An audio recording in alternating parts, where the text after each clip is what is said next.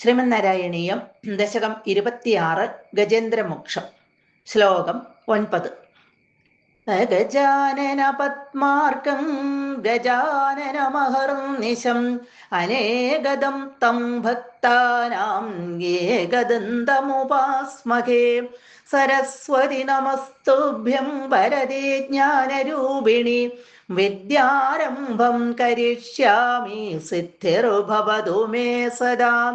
ഗുരുർബ്രഹ്മ ഗുരുർവിഷ്ണുർഗുരുർദേവോ മഹേശ്വര ഗുരുഃ സാക്ഷാത് പരം ബ്രഹ്മ തസ്മൈ ശ്രീ ഗുരവേ നമഃ. ഓം നമോ ഭഗവതേ വാസുദേവായ. ഹസ്തീന്ദ്രം തം ഹസ്തപത്മേന ധൃത്വാ ചക്രേണ ത്വം നക്രവൈര്യം വ്യദാരി ഗന്ധർവേസ്മിൻ മുക്തശാപേ സഹസ്തി ത്വത്സാരൂപ്യം പ്രാപ്യതേ ദീപ്യതേ സ്മ. കഴിഞ്ഞ ശ്ലോകത്തിൽ നമ്മൾ കണ്ടു, നിർഗുണ പരബ്രഹ്മത്തെ സ്തുതിക്കുന്ന ആ ഗജേന്ദ്രന്റെ ആ സ്തുതികളെല്ലാം കേട്ടിട്ട് ബ്രഹ്മാദികളായിട്ടുള്ള ദേവന്മാരൊക്കെ വിചാരിച്ചു, ഇതൊന്നും എന്നെയല്ല വിളിക്കുന്നത്, എന്നെയല്ല സ്തുതിക്കുന്നത് എന്ന് വിചാരിച്ച് അവരാരും ഗജേന്ദ്രന്റെ അടുത്തേക്ക് പോകാൻ തയ്യാറായില്ല.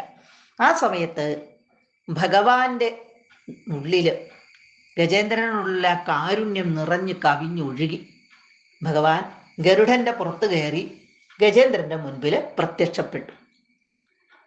ത്വം നിന്തിരുവടി തം ഗജേന്ദ്രനെ ഹസ്തീന്ദ്രം തൃക്കൈ കൊണ്ട്, ഇവിടെ ആ ഗജേന്ദ്രനെ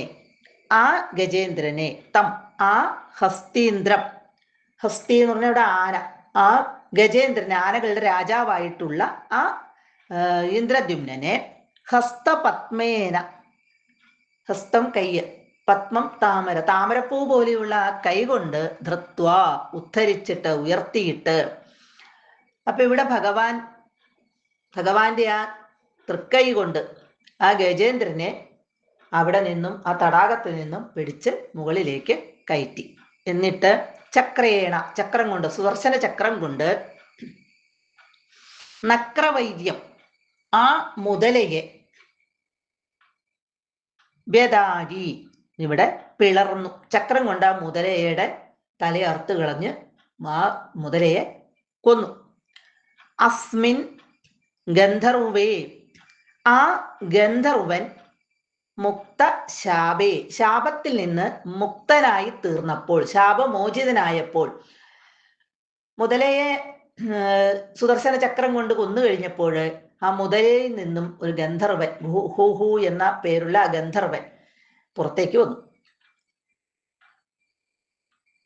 ആ സമയത്ത് സഹസ്തി, ആ ആനയാകട്ടെ ത്വത് സാരൂപ്യം പ്രാപ്യ, ഭഗവത് സമാനമായ ഭഗവാനെ പോലെയുള്ള ആ ദിവ്യരൂപം പ്രാപിച്ചു. അതായത് സാരൂപ്യം എന്ന ആ മുക്തിയിലേക്ക് വന്നു ആ ഗജേന്ദ്രൻ.